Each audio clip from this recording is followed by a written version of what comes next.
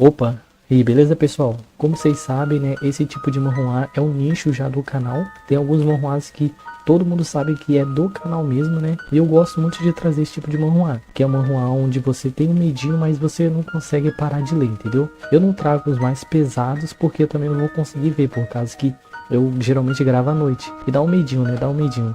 Mas eu espero que vocês gostem desse top 5 aí. Vamos seguir evoluindo e até a próxima. E vamos nessa. Money. Era uma vez uma casa que brilhava mais do que qualquer outra naquela noite. A sua luz quente iluminava a neve que derretia ao seu redor. No entanto, aqueles que viviam lá dentro gritavam desesperadamente querendo escapar. Quando os bombeiros finalmente entraram na casa, eles resgataram uma menina das chamas. A menina estava coberta por cinzas e ela chorava sem parar, incapaz de responder às perguntas dos policiais. Finalmente, após perguntas pacientes sobre o que havia acontecido lá dentro e aonde estariam seus parentes, a criança olhou para cima com um horror absoluto e sussurrou o nome Money. E ela disse que ele precisava levar alguém, por isso que ele levou seu pai. Tudo começa na família Rodrigues. Era uma família muito feliz, até que Nami chegou para uma entrevista. Carmen, ao ouvir as qualificações de Money, ela perguntou para ele por que ele não estava numa família muito rica, já que as qualificações dele eram muito boas. Money agradeceu pela consideração, até informou para ela que, infelizmente, algumas pessoas da sua família haviam falecido na guerra. Como ele já não teria ninguém para voltar, ele resolveu tentar em outro lugar, num país talvez mais quente, igual esse. Felizmente, a entrevista foi interrompida por Isabelle. Ela seria a mãe de Carmen. Isabelle, ela tinha Alzheimer, e ela queria saber onde estavam os netos dela. Carmen pediu para Nami esperar um pouco, até Isabelle se acalmar.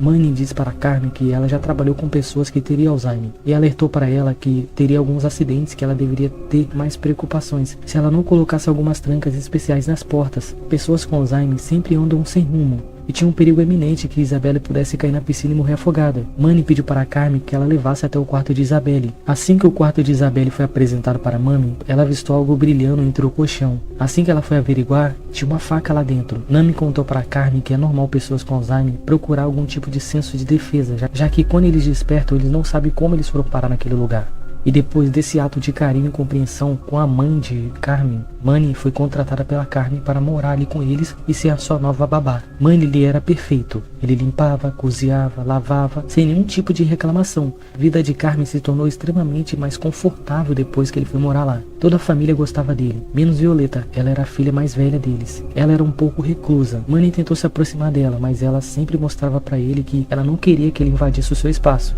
Como Nami ainda não tinha visto nenhum sinal de fraqueza vindo de Violeta, ela deixou fluir, até que finalmente ela percebeu que Violeta era mais frágil do que ela pensava. Quando o irmão dela, Lucas, acabou assustando ela saindo do armário. Mãe, ela perguntou para Lucas por que ele havia feito aquilo, e ele contou para ele que a Violeta ela tinha medo de fantasma, devido a um trauma que aconteceu quando ela caiu da escada. A família Rodrigues é uma família que parece feliz, mas Mami, ele consegue ver as rachaduras no meio dessa pintura que deveria ser extremamente bonita.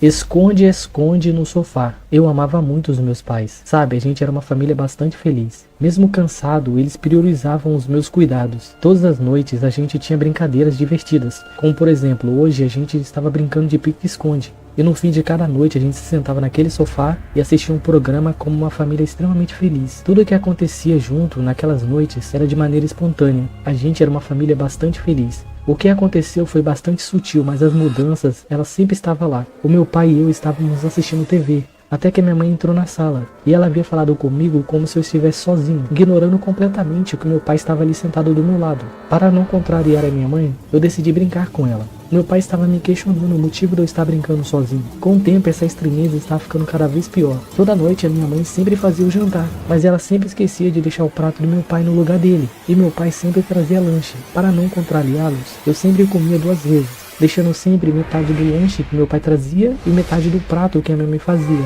E como toda noite, a gente sempre sentava naquele sofá. Porém, era como se não tivesse ninguém ali. Toda vez que eu tentava alertá-los que um estava perto do outro, ambos começavam a me tratar diferente, pensando que aquela era uma fase que eu estaria passando para absorver o luto. Eu queria provar para eles. Então, quando a minha mãe tentou abrir os salgadinhos e estava se questionando aonde estaria a tesoura, eu perguntei para o meu pai, e ele falou que a tesoura estaria no armário. Assim que eu avisei minha mãe que a tesoura estava no armário, ela realmente olhou e viu que estava lá. E quando ela perguntou como eu sabia que estava lá, eu avisei para ela que o meu pai disse. Com pequenos passos, eles perceberam que eu poderia vê-los. E com isso, eles perceberam que eu acabei amadurecendo e resolveram me contar tudo. A minha mãe e meu pai me informaram que eles tiraram no papel, pedra e tesoura para ver quem iria comprar o presente do meu tio. Mas acabou acontecendo um acidente terrível no trem que eles estavam. A minha mãe sempre dizia que foi ela que ganhou no jogo e meu pai que teve que ir buscar o presente, mas meu pai dizia que ele que tinha ganhado e minha mãe teve que ir. Sabe, a gente era uma família bastante feliz. Apodrecido.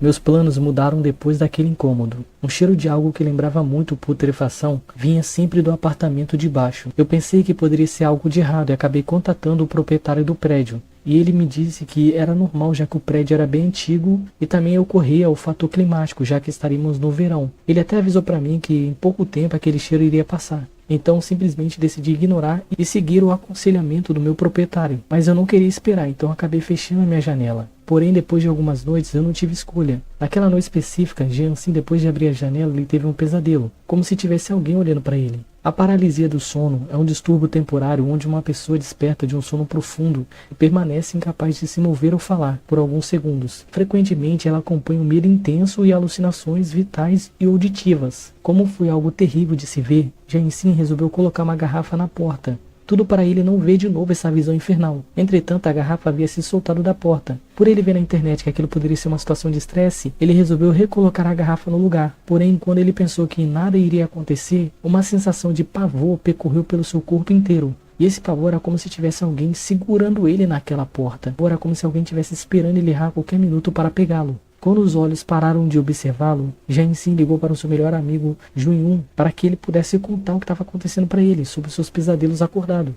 Junhyun, querendo provar para ele que aquilo ali era simplesmente estresse, ele resolveu ir até a casa dele para poder ir nessa bendita porta e mostrar para ele que não teria nada olhando para ele. E depois dele mostrar que não tem nada além de uma porta, Jun recebeu uma ligação da mãe dele avisando para ele retornar para casa. Assim que ele se despediu do seu melhor amigo e foi para sua casa, naquela mesma noite nosso protagonista dormiu extremamente bem, até ele ser acordado pela mãe do seu melhor amigo. Ela avisou para ele que Jun não retornou para sua casa, e ela pediu para que nosso protagonista ajudasse a encontrá-lo. Depois de procurar o dia todo na rua, eles foram até uma delegacia prestar queixa. Depois de prestar queixa sobre o desaparecimento do seu melhor amigo, o prota resolveu retornar para sua casa. Assim que ele abriu a porta, aquela sensação, aquela presença de morte, Junhyun na noite anterior avisou para ele que os mortos sempre têm uma razão para fazer o que fazem. Então ele resolveu perguntar para os mortos o que eles queriam com ele. Foi então que aqueles olhos o seguiram e mostraram para que ele olhasse para baixo, no apartamento de baixo. Lá ele veria respostas. Esse manhwa tem muitas camadas e eu decidi ir pelos olhos do nosso protagonista, mas dentre algumas páginas você vai perceber que vai ter vários outros antagonistas que vai complementar a história. Então eu não posso falar desses antagonistas, senão vou dar muito spoiler.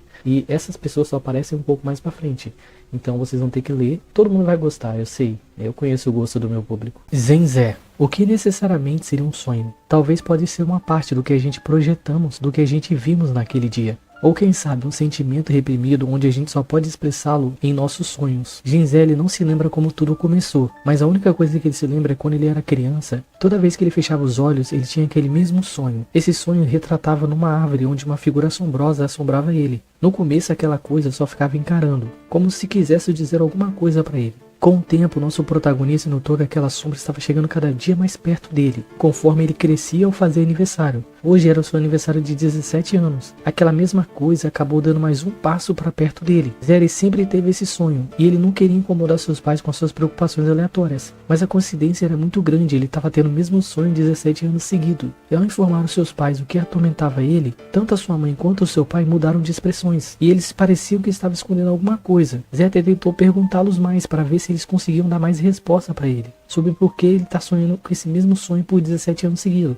Infelizmente alguém bateu na porta e ele acabou indo atender ao mando dos seus pais. Depois de pegar a encomenda, ele foi confrontar os seus pais de novo, e ele notou que os seus pais haviam ido para o quarto deles. Chegando perto da porta do quarto do pai deles, eles estavam falando baixinho que eles precisavam contar para o nosso protagonista a verdade. Zé resolveu dar tempo ao tempo, então foi para o seu quarto. Ao chegar lá, ele percebeu que aquele presente era um quebra-cabeça. Como a sua mente naquele momento estaria muito sobrecarregada, ele resolveu jogar o quebra-cabeça para poder esvair a sua mente. Assim que ele começou a montar peça por peça, quanto mais as peças chegavam no fim, a imagem daquela criatura apareceu. Zé acabou sendo forçado a ser transferido para o seu sonho. E a figura agora não estava mais longe dele, sim perto o bastante para mostrar uma coisa para ele. Ele tentou perguntar para aquela figura por que ela está fazendo isso com ele, mas tudo o que ela mostrou para ele foi um presságio e uma memória muito assombrosa que iria acontecer para ele. Zé, depois de acordar naquele pânico, ele foi até o quarto dos seus pais para poder saber mais sobre aquilo. Mas ao adentrar no quarto dos seus pais, ele os encontrou mortos. No seu laudo, o médico atestou suicídio, mas Zé, ele sabia que não era aquilo. Seus pais nunca fariam isso.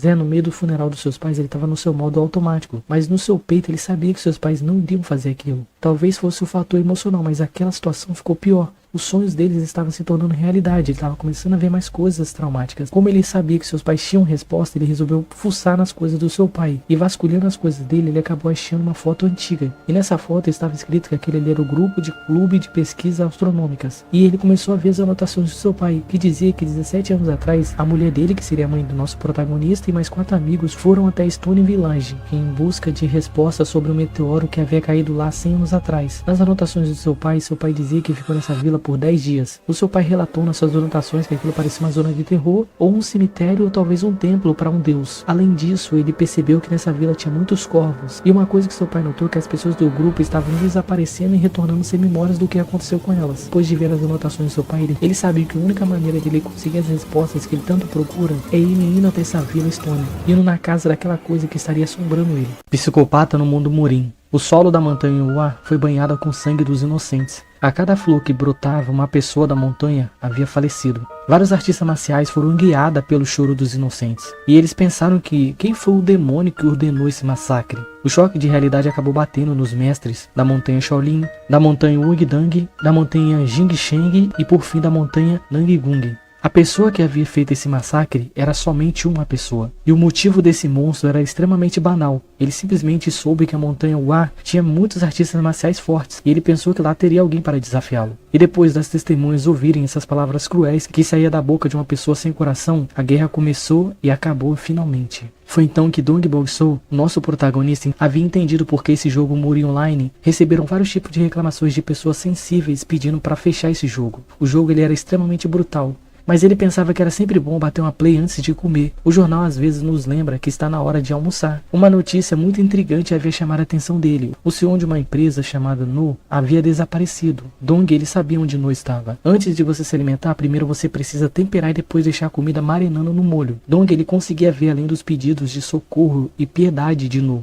Existe nesse mundo 3 tipos de pessoas: as ovelhas, os lobos e os pastores. Algumas pessoas preferem achar que o mal não existe nesse mundo, e mesmo se ela encontrasse o mal, ela não saberia como se proteger. Essas pessoas são as ovelhas. Temos os predadores que usam a violência para vitimizar os fracos. Esses são os lobos. Aí tem aquelas pessoas que foram abençoadas com o dom da agressão e a necessidade avassaladora de proteger o rebanho. Essa é uma raça muito rara que vive para confrontar os lobos. Esses são os pastores. Seu No, ele era um lobo. Dong perguntava seriamente para ele: e as mulheres que você agrediu, violentou? Elas imploraram para você poupá-las, mas mesmo assim você não fazia. Você em algum momento pensou em poupá-las? Como Noah sabia da resposta e Dong também, ele havia entendido que aquela refeição ainda não estava apetitosa o suficiente, deixando Noah achar que está sob o controle, mas ele não estava. Depois de mostrar para ele a sua coleção de lobos, ele iria finalmente saborear aquela refeição, mas a polícia acabou achando sua casa, e ele perguntou para o policial por que eles atiraram nele, não naquele lobo. Foi então que ele entendeu que a justiça é podre, e no final tudo ficou escuro. Bong sentia que o seu corpo parecia que havia sido quebrado, ao ponto de um qualquer acabar agredindo ele não poderia se defender.